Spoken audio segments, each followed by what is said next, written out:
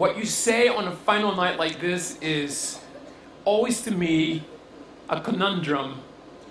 Because there's really, I mean, how do you end such a sweet time together?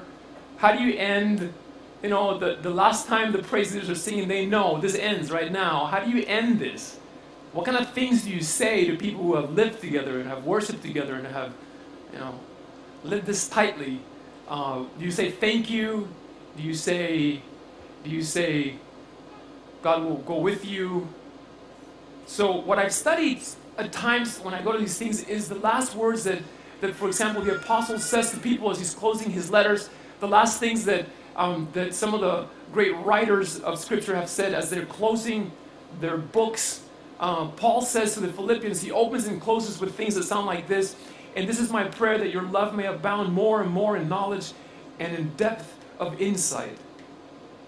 So this is a great message. We could end there. That your love may abound more and more in knowledge and depth of insight. We could pray and just send you that way. But it wouldn't be fair if we didn't talk about the last things that Jesus said, would it?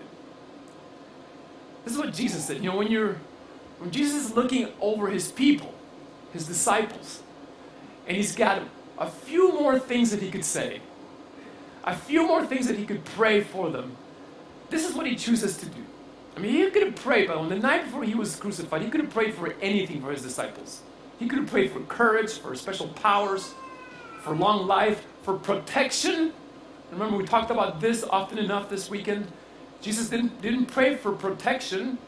He knew it would be hard. He prayed for them to be in the world where he needed them. He could have prayed for his own strength. He could have prayed for his disciples to actually support him as he was about to go through one of the most difficult things in his life. But instead, his prayer was dominated by one single great thought, and his last moments on earth with his people were dominated by one single thought. And that's what I want to talk to you about tonight. Because I want you to leave with this one thought. The one single thought that dominated the prayer of Jesus in his last message to his people goes like this. My prayer, he's praying now, my prayer is not for them alone. He's spoken about the disciples, not just them, but I want to pray now. Jesus, I want to pray for everyone that will believe in the message the disciples will spread. My prayer is not for them alone. You've heard this, because you're the remnants. You've heard everything I say tonight and I read, you'll be like, yes, we're the remnant. We know this. You stayed at camp until Tuesday morning. Or maybe some of you are driving home tonight. My prayer is not for them alone. I pray also for those who will believe in me through their message. That's us. We believe because of their message. That all of them may be, you're already in the latter stages of hypothermia and you're dying. That all of them may be one, Father, just as you are in me and I am in you. May they also be in us, so that the world may believe that you have sent me. The only way to send you out tonight is by talking about the last words of Jesus, the final thoughts of Jesus, and the dominating thought that Jesus has had, which is, if the world is going to believe in me, these people have to be one. They have to be unified. Their credibility will be based on one thing. What is that one thing? Their unity. I'm making this too hard. I'm confusing you, aren't I? Let me simplify it a little bit. The credibility of our witness is at stake here. We have to be unified. We have to be unified. I'm going to say it again. This is going to be tough, but I'll say it again. We have to be unified. We have to be one. May they also be in us, so that the world may believe that you have sent me. So, if people are going to believe in Jesus, we have to be unified. We have to be unified. I have given them the glory, he goes on, that you gave me, that they may be one as we are one, I and them and you and me. May they be brought, here it is, may they be brought to complete unity, to let the world know that you sent me and have loved them even as you have loved me. The credibility of our witness is dependent on our unity. So if we're not getting along, people can't believe in the message of the gospel. if they look at us and they can't see unity, then they can't believe in Jesus. What part of this is difficult for us? I mean, it's really simple. So why would I want to join you if you can't get along? Why would I want to join your church, your people, your movement, your tribe, if you guys can't figure out how to get along? I had a Jewish student at my campus about a year ago say, I believe in everything you believe in, but you people can't get along. I'm going to stay with my people. You argue too much. So here's the question then. Are we agreed? The unity issue, the unity, we have to be united. Okay, some of you are not really sure, but that's okay. All right. So then what is the symbol of our unity? How do we express this unity? Let's talk about some ways that we could express this unity. Let's dress alike. Shall we?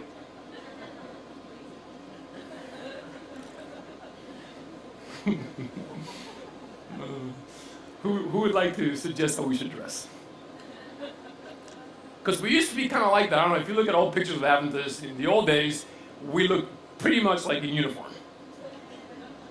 I mean, we went through cycles of beard and no beard, brothers. And for those, beards, pronounce the R's. What is beards? Beard. Say it with beards. Some of you are in trouble. You can't grow a beard, so you wouldn't fit in. You couldn't be Adventist. No offense. About 20% of my students on campus are Asian. I tell my Asian men, give it up. Sorry, this is not racism. It's just reality. Give it. It's not going to happen. So, you know, if you look at old pictures of Adventists, you could see they were pretty united in how they looked.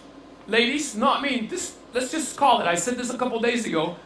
There was a time when you could look at a woman and go, she's an Adventist. How? But they'd be plain, you know, nothing on, no adornment, no paint of any sort. They just glowed with the love of Jesus and the Holy Spirit. No, I'm not. Listen, don't walk out of here going, he said that we could paint our faces. He was sarcastic, so we could just go ahead and just look however we want to. No, I'm not saying that. I'm just saying that the way we look is no longer what defines our unit. This is not how we know that we are united, is it?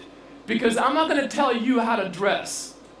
And we shouldn't tell each other how to dress either. We should allow the Holy Spirit to work that out in us. I have plenty of people who have come to me and said, I was injured by a toxic environment in which I was told, you can't dress that way if you're going to come and worship here. We shouldn't do that. We should move past that. We should mature past that. So it's not that. It's not dress. Unless we take a vote here and you say, yeah, let's make dress the thing that identifies us as the people of Jesus, unified. All those in favor? Okay, it's been voted down. Excellent. What about this? What about our health message? I've made it tougher, haven't I? Because if we are the people who don't drink coffee,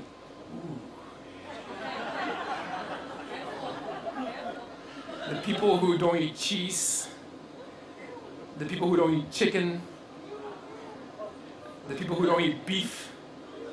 Some of you you're planning your return to beef eating by tomorrow. The people who don't eat sheep or deer. We don't call it sheep or deer when we're eating them. How come we call beef, not cow, when we're eating it? But anyway, this is for another time. If we were to take a vote right now, and we decided that this will be the symbol of our unity, how many of you would be in favor of the health message being what unifies us? That is, then we would all have to eat the same way, we would all have to give up the same things, and be okay with that. That has to be the thing that unifies us. All those in favor of this? I can't see you because the Death Star beam aiming at my face all weekend long has blinded me. All those in favor of this? Anyone? Okay, good. So that can't be it. All right, let's keep moving along. I know, let's make it the Sabbath issue. Should the Sabbath be it? The way we keep Sabbath? Because I saw a spontaneous game break out here on Sabbath. Didn't last long. I don't know if you allow that here, but there was footy, as you call it, footy going on over here. And I'll tell you right now, if that happened on my campus, I would shut it down immediately. Because we don't do that. Mostly because the area pastors would send me letters saying, stop it, stop it, stop it. I'm not personally against a little football game on the Sabbath, but we need to keep our campus as unified as possible. Should we make that the unity symbol? The way we keep Sabbath? How many of you grew up swimming on the Sabbath day? Raise your hand. How many of you grew up not swimming on the Sabbath day? Ooh!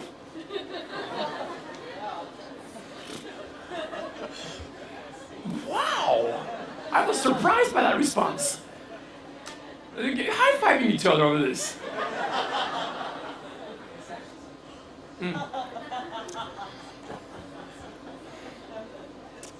So when you go to the beach on the Sabbath and it's beautiful, it's warm, whatever degrees you assign to warmth here, I have no clue.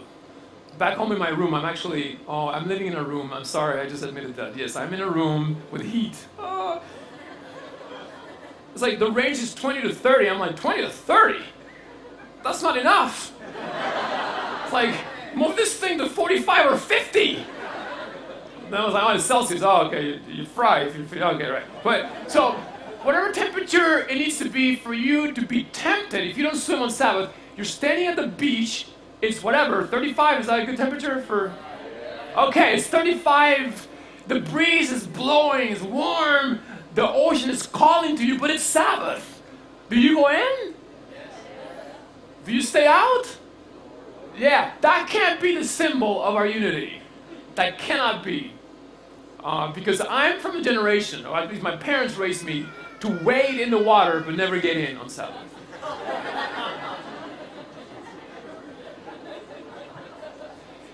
So, all right, well, so we've gone through, let me see you. What have we done so far? It's not the way we dress. It's not our health message, because, I'll tell you right now, some of you are not giving up some of the things you enjoy to eat. It's not the Sabbath, how we keep it. We believe in it, but we don't keep it the same. It's not, let me see, what else? There's not much left. Don't jump ahead. How about this? How about if we just said, let's make the 28 statements of fundamental belief that we are proud of and they're well written. Let's make that the symbol of our unity. We can all carry a little card. Actually, first let me ask you this. How many of you in this room right now could quote all of them from memory? Anyone? I don't accept close. I want someone to be able to say number 1, number 2, number 3, and go for it. In order. In order, like you would say. Exactly. That can't be it, because 28 is too long. I don't know them. And I'm a minister of this church. And I bet you anything that if you actually read them all 28, and then we took a vote, some of you would say, I still want to be Adventist, but I'm not okay with a couple. That may be too close, too close. Fine, let's put that aside. How about, I got one, I've got this. I found it. The music.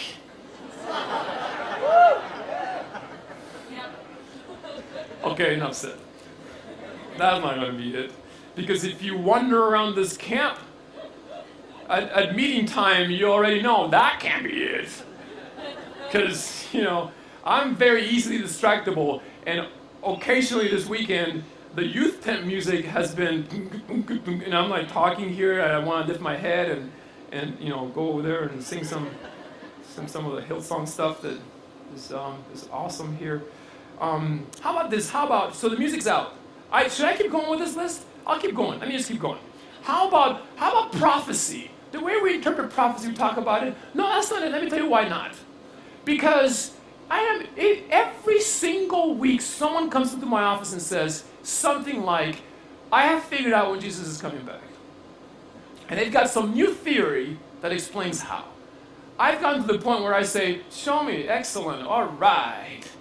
Pastor, you got to see this. He's coming back now, 2012. because the Mayan calendar ends. I'm like, we're not Mayan, we're Christian. Doesn't matter, listen to this. Watch this, all right? It ends this year because, and then they come up with these charts and these convoluted ways of explaining it. I'm like, look, however you want to explain it, yes, he's coming soon. But we're not unified on explaining how and when and the charts and all that. We aren't. We aren't. Sometimes people just have strange dreams and they come to my office like, I dreamt that the world ends in 2 days, and they've got, vivid memories of what they've dreamt, and I always ask them, what did you have immediately before going to bed? Because if you have a gigantic burrito, you know what a burrito is? Yes. If you have a gigantic burrito, look at what I'm holding in my hands like it's the size of my torso. If you have a burrito this size before you go to sleep, you're going to have dreams. Prophetic dreams. They'll seem like prophetic dreams. No. No, no, no. None of that will be the symbol of our unity. And remember, we have to be unified because the credibility of our witness is at stake. And we have to be unified. But none of those things are it. It's not the way we worship. It's not the way we eat, the way we dress. It's not. There's only one thing. And Jesus told us, one thing, one thing, one thing. Here it is. Here it is. A month before my wedding, Shelly said to me, some of you are like, Shelly again? Yes. When you live with someone like so closely, but like, all your stories are about them. She said, Sam, there's going to be a shower at my church 2 hours away from where I was living in ministry. I want you there by 3 p.m. That's when the shower starts. And I know that there's a Braves game on that day. Baseball. For those of you haven't been keeping track. I know the game begins at 1. But you will listen to that game on the radio in the car on the way to this church. You're not going to watch it, Sam. Yes, ma'am. So I begin to drive to Shelly's place, and on the way there, about an hour away from her town, I passed this, it's a bar, but I didn't go in to drink. I went in to watch the game. So I'm just going to catch a little bit of this game, just a little bit. Wow, it was, they were playing the Yankees. You know how, I've told some of you, the Yankees are, and we were beating them, and it was delicious, and I was there until about 2:30. Do the math, you're doing the math, yeah. When I came to, I realized, I'm dead. I get in my car, and I'm flying through the little mountain pass roads from Asheville, North Carolina to Greenville, Tennessee, where she lives. As I'm driving through all this, as it often happens, the angel of the Lord appeared to protect me. This time in the shape of an old car and two really old people in it having a sweet Sunday afternoon drive through the mountain pass. And they're going 5 miles an hour. Mildred, that's the, or I don't know, Wanda, or whatever it is. They're driving, and I know that if something doesn't happen right now, I'm going to be an hour and a half late, and this wedding may be off. So I did something that I'm not proud of, and I'm not telling you this so that you can replicate it or imitate it. I'm telling you this, reporting it as a reporter now. Okay?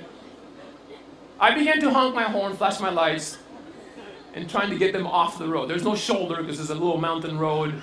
And the old man, he looked like a little Q-tip sticking out from the front seat driving just along. He notices me and begins to swerve like, well, I don't know, emergency, Mildred, emergency. Finally, he chooses to just get off on whatever's there next to the road, and there's nothing. There's just these ditches, and he's bouncing along. And as I'm passing, I'm going, get out, stupid people, you have license. Ah!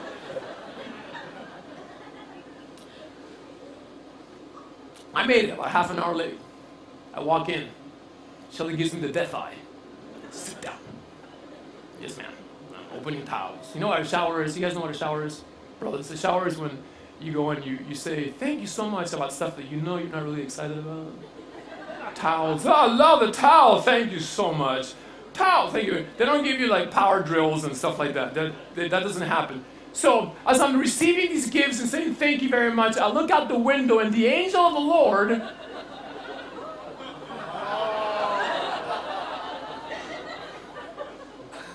pulls up to the parking lot.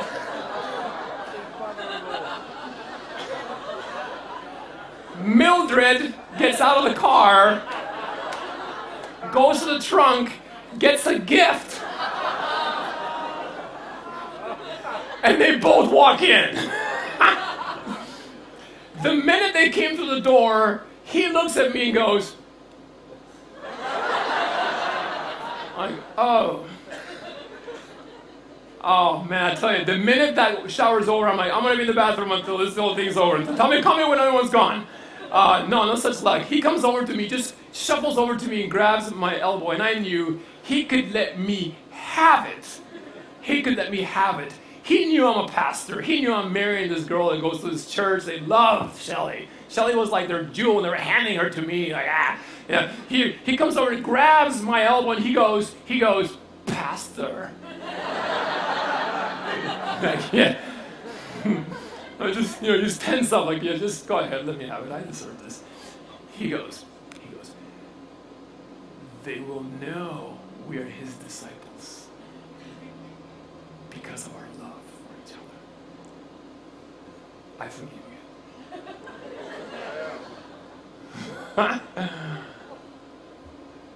That's it. That's it. That's it. The symbol of our unity is love. And some of you have already gone, oh, one of those love sermons. Okay. All right. Good. Yeah, you know what? That is all there is. Because when people look at us, they're not looking for the right diet. They're not looking for the right observance of the right day. They're not looking for the right dress. They're looking for love. And if we show them love, we have been unified in our witness to the Christ. We have been. And if we can't do that, we've compromised. We've compromised our witness. It's love. Do you want more proof? Here it is. More proof. Matthew 5:43. Love your enemies. Matthew 22:35. The greatest commandment is to love God and love your neighbors. Mark 12:28. Loving God and your neighbors is more important than all the sacrifices and offerings you can bring. John 15. Christ commands us to love one another as he loved us. Romans 13:8. Love is the fulfillment of the law. 1 Corinthians 8:1. Knowledge puffs up, but love builds up. 1 Corinthians 13:1-13. It doesn't matter what talents you have or valuables or sacrifices you bring to God. We gain nothing if we don't have love for people. Ephesians 5:2. Life lived in love, that is what Jesus calls us to. 1 Timothy 1:13. Don't wander away from love and turn to meaningless talk. James 2:8-18. Should I go on? The deeds that accompany faith are acts of love. On and on and on. It's everywhere. It's everywhere. The point is to love. Why can't we get this through our heads? Look, I'm going to tell you right now. I'm going to be really transparent with you. Really transparent. Because I'm far away from home. And I'm feeling a little, probably, like I can. I work at an institution that's been under attack recently. From brethren. Remember we talked about Paul and how Paul's saying, I've been persecuted. They gave me the rod. I've been lashed. I've been all this. But you know what hurts the most is the false brothers. The people who say they're your brothers, but they attack you. Well, we've been under a little bit of attack, a little bit of scrutiny. But you know what? The thing I'm always asked is, how do the young people feel about this? Are they being compromised? Or faith being shaken by all this controversy? You guys, no. I've not once heard one single young person go, you know what? The fact that you're playing the drums, I don't really know if I can believe in Jesus anymore. Have you? Pastor, you're eating a hamburger and drinking a cup of coffee? Jesus is not real. I'll tell you what compromises our witness is when they see us hurting each other because we disagree. When they see us savaging each other because we don't agree. Wow! Why can't we understand that? It's the love we show each other that actually explains our devotion to Jesus and is our greatest witness. Our greatest witness. It is. So, wow, that having been said, we are given this incredible opportunity to demonstrate the love of Jesus, and that is our greatest witness, and that is the symbol of our unity. That has to be it. That has to be it. A few years ago, a student was brought to La Sierra. Well, she met our president, who was really involved in town, and he invited her to come look at the campus, and so she decided to come and attend. And because students who are not Adventists are required to take a class from me, I love that so much. They all have to take a class from me before they progress to other religion classes. So I get them all, and I get to introduce them to what I believe is the best of our church. Oh, it's so much fun for an entire quarter. And during this class, the student sat there. She sat there in my class, and she was rebellious, not just with the things she would say, but her body language just said, I don't want this. You have this, whatever. The day that she actually came unglued was the day that I talked about these metaphors that Scripture has for God. When I got to God the Father, she went volcanic. And at the end of the class, she came over and she said, look, I'm going to tell you something. I plan to make it through this university. I want to earn a degree, and I'm going to try to do so without being too contaminated or damaged by this craziness you people believe in. I go, oh, well, welcome. Glad you're here. And the more we talk, I know there's got to be pain. Usually there's pain speaking. When it sounds like this, it's just pain. I'm like, well, so tell me more about what's going on with your life. And then she said, well, let me tell you why this father metaphor doesn't work. Because I spent years living in a car with my addicted mother, who pimped me out to every man that was close to me. Family members, to strangers, and every single one of those men hurt me so much. I don't want to know about a God that's like a father. I don't believe in that. I don't want that. I don't want that. And I knew there is no way that a Bible study is going to really, let's turn in our Bibles to. That is not what this girl needs. You know what she needed? She needed love. That's all she needed. I'll tell you, she had these tubes sticking out of her chest as she was talking to me, and so, because there's no polite way to ask about tubes sticking out of people's chests.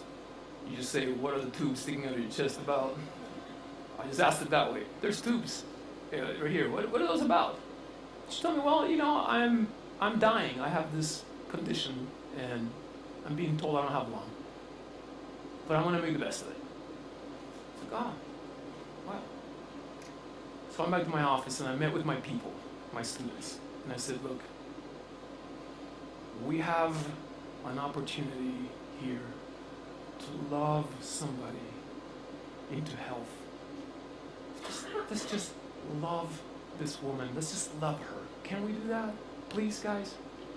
And man, and my team was amazing. They surrounded, they kind of descended on her.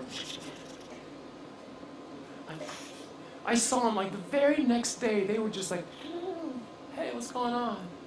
And the kind of love that we're showing her was it was like a disinterested love, the kind of love that God has for us. Just going to share this love with you. I just want to love you. And at first you could see that she was like, I don't need all this. But eventually they began to wear her down with love. Just wear her down. And they were with her everywhere she went. The cafeteria. They were like, hey, what's going on? Are you sitting with anybody? No, I was sitting with you.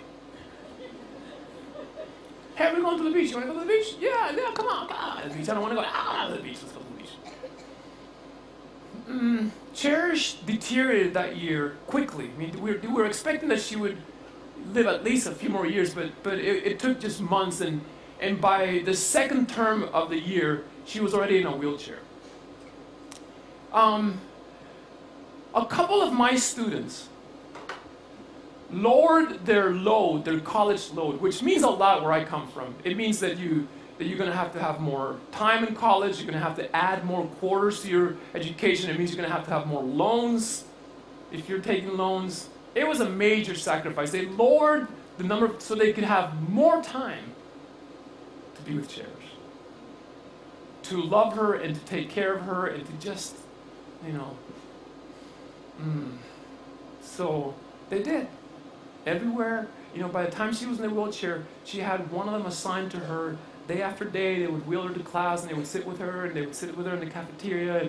And I remember the day that we brought them over to our house for lunch after Sabbath services, and the students are, how students are, like people your age, the majority of you here, you eat like locusts, like plagues. You eat everything, and Sean and I were used to this. We lock whatever we don't want you to eat.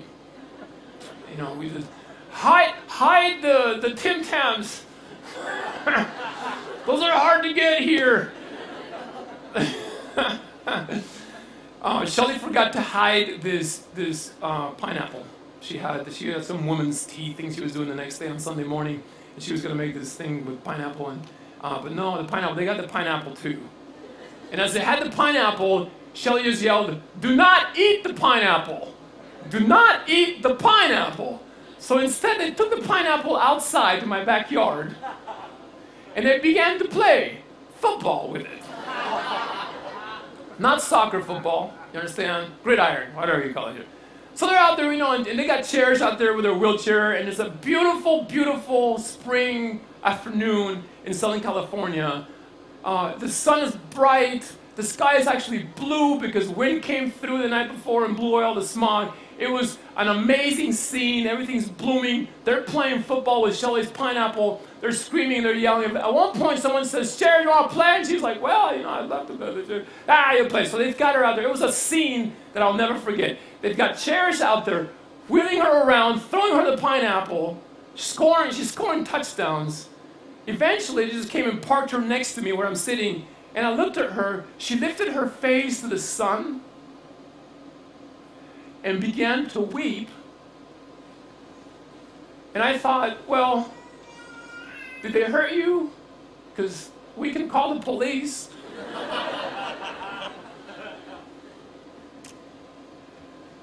She said these words.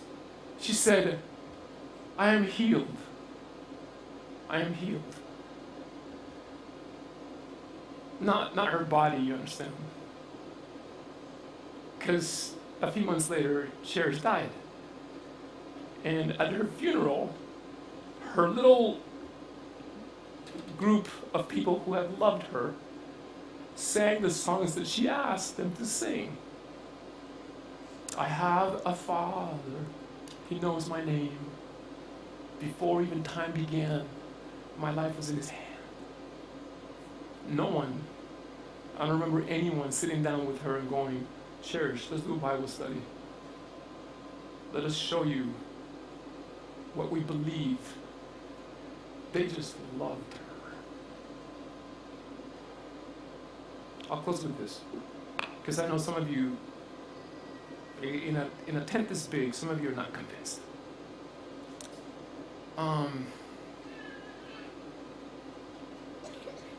When Micah was about 2 years old,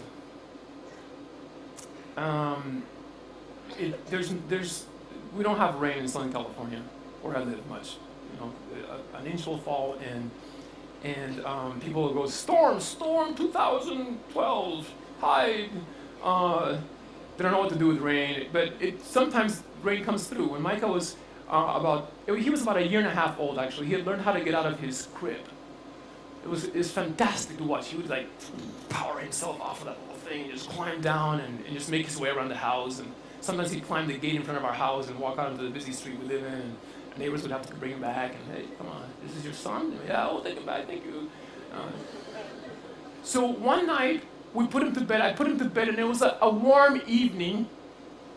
I put him to bed, and I loved him. He's my son. I said, "Mike, I'll see you tomorrow. Please stay in your crib. Please stay here, please." And he looked at me like, "Man, you have no idea what I am planning tonight." So that night, something that never happens, that he had never seen before, had never heard before, a storm came through. And because it was warm when we put him down, he had like a little, onesie on, and a storm came through, and the temperature dropped dramatically. It just, pow, it just, like now, like this, but it got really, really cold. There was lightning, and there was rain. We never get that. Robbie, confirm it's not true. We never get that. It was like, so in the middle of the night, I'm asleep, because I'll sleep through anything. Micah must have been laying there in his little bed. Lightning woke him up. It scared him to death. He was probably shivering cold.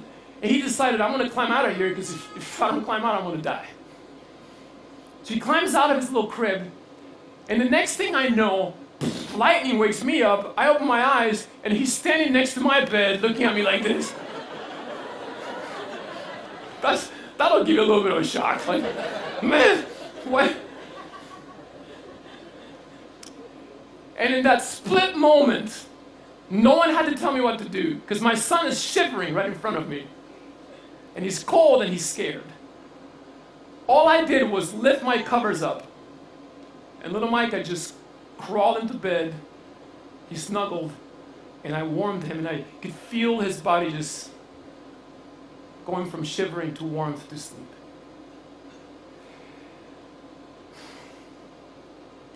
That is the best we can do.